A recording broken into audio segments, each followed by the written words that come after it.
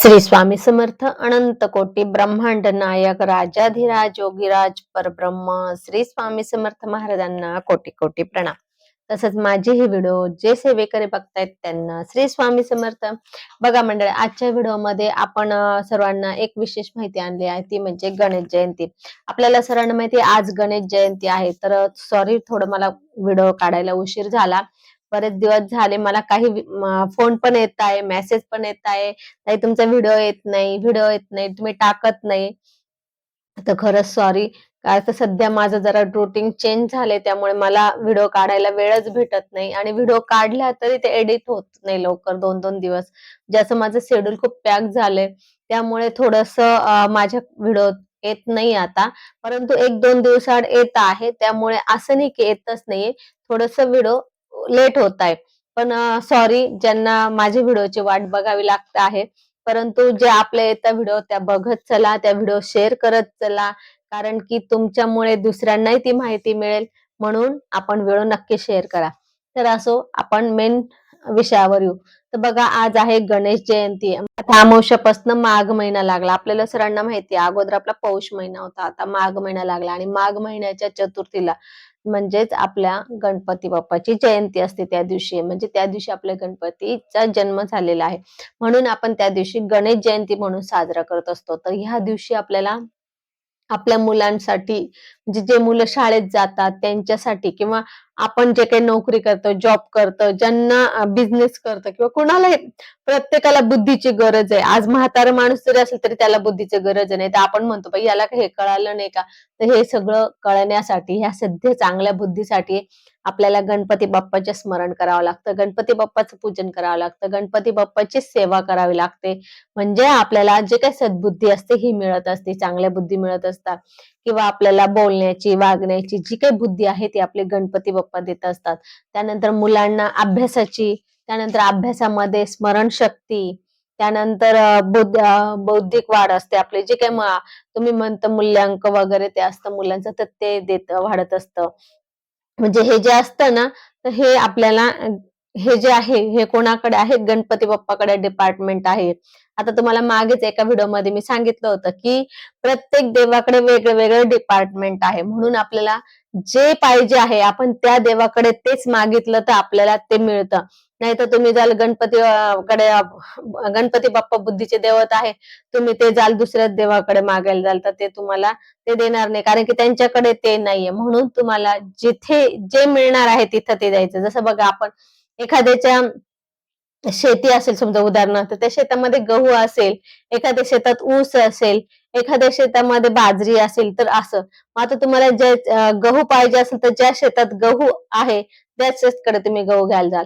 तर ज्या शेतामध्ये ऊस आहे तिथे तुम्ही जाल गव्हासाठी पाटी घेऊन, तुम्हाला तिथं मिळेल का? तिथे गहू नाही मिळणार, तर ऊस मिळेल.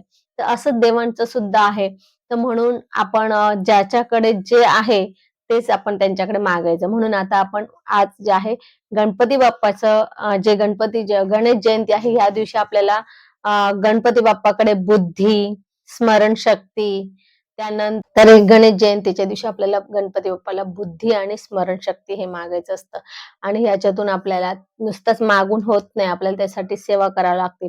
सगळ्यात विशेष म्हणजे गणेश जयंतीच्या दिवशी आता हे जे गणपती तत्व, जे गणेश तत्व असतं आपल्या ह्याच्यावर बघा, आता संकष्टी चतुर्थीला गणेश तत्व असतं, म्हणून आपण त्या दिवशी उपवास करतो, गणपतीची सेवा करतो. म्हणजेच गणपतीची सेवा करतो म्हणजे आपल्याला गणेश तत्व आत्मसात करतो. म्हणून आपण काय म्हणतो, गणेश चतुर्थीचा उपवास करा, आपल्याला बुद्धी मिळेल, आपल्याला पुण्य मिळेल. तर हे कशाने मिळतं? ते बुद्धी देणं हे पण एक तत्व आहे. हे आपल्याला तत्व मिळत असतं, बुद्धीचं तत्व मिळत असतं, म्हणून आपल्याला त्या तत्वाने बुद्धी मिळत असते, आपल्या स्मरणशक्ती वाढत असते.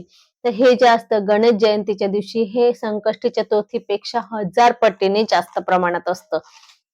म्हणून आपल्याला गणेश चतुर्थीच्या दिवशी जास्तीत जास्त गणेश जयंतीच्या दिवशी आपल्याला जास्तीत जास्त गणेशाची सेवा करायची.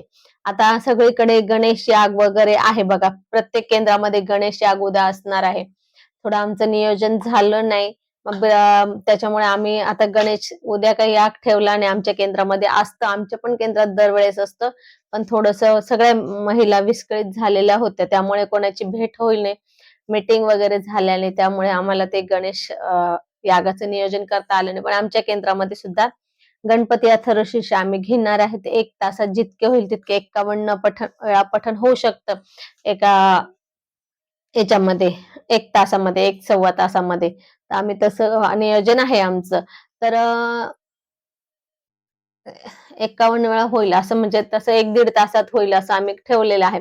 तर असंच तुम्ही सुद्धा तुमच्या घरी, आता आम्हाला जरी केंद्रात लिमिट असतं, तुम्हाला घरी काही लिमिट नसतं. तुमच्याकडनं जितके जास्त होईल सगळ्या परिवाराला घेऊन बसायचं. कारण की आपल्या मुलांना पण बुद्धी लागते. आपल्या सुनांना लागते, आपल्या मुलींना लागते, जावयांना लागते, आपले जे काही मुलं शाळेत जाणारे आहेत, जे काही लग्न म्हणजे संसार करताय, जे काही शिक्षण करताय, जे काही नोकरी करताय, जे काही बिझनेस करताय, जे रिटायर आहेत त्यांना सुद्धा आजकाल सगळ्यांना, म्हणजे आजकाल नाही पण पूर्वीपासून झालं, सगळ्यांना बुद्धीची गरज आहे. म्हणून आपण बुद्धीच्या देवाची उद्या सगळ्यांनी मिळून गणपती अथर्वशीर्षाचं पठण करायचं आहे. गणपती अथर्वशीर्ष म्हणून गणपतीचा अभिषेक करायचा आहे. अभिषेक आपण सकाळी गणपतीचा अभिषेक करून घ्यायचा. अभिषेक करताना आता काय काय वाचायचं ते सांगते. पहिले आपण आता देवांचे काय आपले नित्यसेवा असते ती करून घ्यायची. म्हणजे नित्यसेवा म्हणजे थोडक्यात असं, की अंघोळ झाल्यानंतर पितरांची सेवा करून घ्यायची. त्यानंतर गणपती म्हणजे जे देवांना आपण अंघोळ वगैरे घालून घेतो, बरोबर आहे ना? देवांची पूजा करताना आपण देवांना अंघोळ वगैरे घालतो. नंतर मग अभिषेक करायचा आहे. मग आपण गणपतीचा अभिषेक करायचा. गणपतीला उद्या साध्या पाण्याने, त्यानंतर तुमच्याकडे पंचामृत असेल तर पंचामृताने अंघोळ घाला. त्यानंतर पुन्हा साध्या पाण्याने अंघोळ घाला आणि मग मग एक वेळ स्वामी स्तवन, त्यानंतर एक माळ श्री स्वामी समर्थ मंत्र, एक माळ ओम गण गणपते नमा. अभिषेक करायचा आहे याचा. ओम अभिषेक सुरू करायचा. एकदा पहिले हे करा, मग मी तुम्हाला थोडस गोंधळ दिला. पहिले साध्या पाण्याने आंघोळ घालायची, मग पंचामृताने घालायची, मग पुन्हा साध्या पाण्याने आंघोळ घालायची. नंतर गणपतीची मूर्ती अभिषेक पात्राच्या खाली ठेवायची आणि गणपती स्वामी स्तवन एक वेळा म्हणायचं. अभिषेक चालू करायचा. एक वेळा स्वामी स्तवन म्हणायचा, एक माळ श्री स्वामी समर्थ मंत्र, एक माळ ओम गण गणपते नमः हा मंत्र म्हणायचा. त्यानंतर गणेश गायत्री मंत्र आहे. गणेश गायत्री मंत्र एक माळ म्हणायचं. त्यानंतर आपण गणपती अथर्वशीर्ष किंवा गणपती स्तोत्र एक वेळा बोला आणि गणपती अथर्वशीर्ष आपलं जे आहे 11, 51, 21 तुम्हाला जसे जमेल तसे तुम्ही आवर्तन करत अभिषेक करा. हा झाला आपल्याला गणपती बाप्पाचा अभिषेक झाला. त्यानंतर पुन्हा आपल्याला दिवसभरामध्ये कधी पण आपण हे तर अभिषेक तर करायचंच आहे. हे तीर्थ, हा पण तीर्थाचा प्रश्न येईल म्हणून तीर्थ काय करायचं? अभिषेक केलेलं तीर्थ जे आहे आपण घरामध्ये सर्वांनी घ्यायचं आहे. ते तीर्थ कुठेही बाहेर टाकायचं नाही. अभिषेक केलेलं तीर्थ आपण सर्वांनी घरात घ्यायचंय. त्यानंतर काय करायचं? 21 दुर्वा घ्यायच्या, 2 रुईचे फुलं घ्यायचे आणि आपट्याचे पानं, जे आपल्या दसऱ्याला बघा आपण आपट्याचे पानं सोनं म्हणून आपट्याचे पानं वाटतो, ते 2 आपट्याचे पानं घ्यायचे.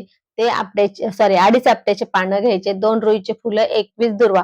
ह्या दुर्वा हातात घ्यायच्या आणि याच्यावर पुन्हा आपल्याला एक माळ श्री स्वामी समर्थ मंत्र, त्यानंतर एक माळ ओम गण गणपते नमा आणि 21 वेळा गणपती अथर्वशीर्ष, त्यानंतर 28 वेळा प्रज्ञावर्धन स्तोत्र असं आपल्याला बोलायचं आहे. ते दुर्वा आणि रुईचे फुलं, आपट्याचे फुल हातात घेऊन एवढं बोलून झालं की मग नंतर ते स्वामींपुढे किंवा गणपती बाप्पा पुढे ठेवायचे थोडा वेळ. नंतर ते लाल कपड्यात बांधून, जे मुलं शाळेत जातात, परीक्षा आहे बघा, UPMPC कुठली परीक्षा असेल तर त्याला सगळ्याला ते पाहिजे, म्हणजे त्यांच्या सगळ्यांसाठी ते उपयोगाचे आहे. ती जी पुरचुंडी बांधायची, म्हणजे लाल कपड्यामध्ये त्याची पुरचुंडी बांधायची आणि ती जवळ ठेवायची. आता तुम्हाला एक सांगते, त्याचं पण एक कारण आहे. काय होतं मग आपले मुलं काय म्हणतात, आपण त्यांना अधुरी माहिती देतो. आपण काय सांगतो, हे जर तू जवळ ठेवलं ना तर तुला पेपरला सगळं आठवेल, सगळं तुला बरोबर येईल, तुझे सगळं बरोबर येईल. असं तर तसं होत नाही. ते काय होतं की हे जर बरोबर ठेवलं तर जे मुलांनी अभ्यास केलेला आहे ना ते त्यांना आठवतं. हे बघा, कारण की मुलांना अभ्यास केलेलंच आठवतं त्या याच्याने.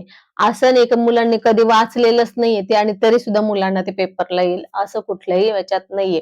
आपण मुलांना हे डायरेक्ट सांगून द्यायचं की बाबा हे जवळ ठेवायचं. याच्यासाठी मुलांना बऱ्याच वेळा असं होतं की घरी खूप अभ्यास करताना मेन पेपरला गेलं की ते विसरून जातात. त्यानंतर तर आठवण राहत नाही किंवा मागे पुढे होतं किंवा असं काही होतं, गोंधळ पेपरच्या वेळेस गोंधळ होतो. हे अभ्यास केलेला असला तर त्याचं. तर हा गोंधळ होत नाही आणि त्यांना जे काही वाचलेलं असेल ते आठवतं आणि त्याचे त्यांना मार्क मिळू शकतात. परंतु असं होत नाही, हा गैरसमज असेल, मुलांचा असेल, आपला असेल, पालकांचा काढून टाकायचा आहे, की हे जवळ ठेवलं तर तुम्ही अभ्यास नाही केला तरी तुम्ही पास व्हाल आणि तुम्हाला असं तुम्ही तुमच्या काही पण उत्तरं लिहाल आणि ते बरोबरच येईल असं नाही. कारण की एकाने मला असंच झालेलं होतं. म्हणजे मला हा एकाचा अनुभव होता. त्याने मला डायरेक्ट म्हटलं, "ताई तुम्ही असं म्हटलंय." मग असं झालं, की मी म्हणजे मला काहीच आलं नाही पेपरला. तुम्ही असं सांगितलं मी ते केलं पण मला काहीच आलं नाही पेपरला. मग मी त्याला विचारलं, "तू अभ्यास केला का?" म्हणे, "हो." त्याच्या आईला विचारलं, "अभ्यास केला का नाही?" "अहो," म्हणे, "कसला काय?" म्हणे, "अभ्यासच करत नाही." म्हणे, "तो अभ्यास करतच नव्हता." म्हणे तो. तो अभ्यासच केलेला नव्हता त्याने. मग असं होतं. मग तुम्ही जर अभ्यासच केलेला नसेल, तर तिथं काय ते गणपती बाप्पा काय तुम्हाला बुद्धी देतील? त्याच्यासाठी आहे, हे जे आपण अभ्यास करतो, ते आपण आपल्या स्मरणात राहण्यासाठी आणि पेपरच्या वेळेस आठवण्यासाठी हे उपाय आहे. तर हा उपाय आपण करायचा आहे आणि जर आपले मुलं करण्यासारखे असेल, तर नक्कीच मुलांकडनं करून घ्या आणि मुलं जर करण्यासारखे नसेल, तर आपण ते हातात ठेवा आणि आपण त्यांच्याबरोबर देऊ शकता. तसं काही प्रॉब्लेम नाही. कसं कधी-कधी असं होतं, आपली मुलं बाहेरगावी राहतात शिकायला आणि ते आपल्या जवळ नसतं. परंतु आपण पण आपल्या मुलांसाठी आईने वगैरे करून देऊ शकतो. परंतु मुलांनी स्वतः केल्यानंतर त्याची जी पॉवर असते ती जास्त असते. परंतु ठीक आहे, नसल्यापेक्षा आपण करून दिलं तरी फरक पडतो. तर असो, आता आपल्याला समजलं आज आपली गणेश जयंती आहे. सर्वांना गणेश जयंतीच्या हार्दिक, हार्दिक, हार्दिक शुभेच्छा आणि आपण आज जास्तीत जास्त गणपती बाप्पाची सेवा करावी. गणपती बाप्पाची जी काही आपल्या बुद्धी, स्मरणशक्ती जी काही आहे ते गणपती बाप्पाने आपल्याला सर्वांना देवो ही आपण गणपतीच्या चरणी प्रार्थना करू आणि आज आपण इथेच थांबू. तर असं आज झालेली सेवा स्वामींच्याही चरणी अर्पण करू. आपल्याला जर माझा हा व्हिडिओ आवडला असेल तर लाईक, शेअर, कमेंट करा. माझ्या चॅनलला सबस्क्राईब करा. श्री स्वामी समर्थ.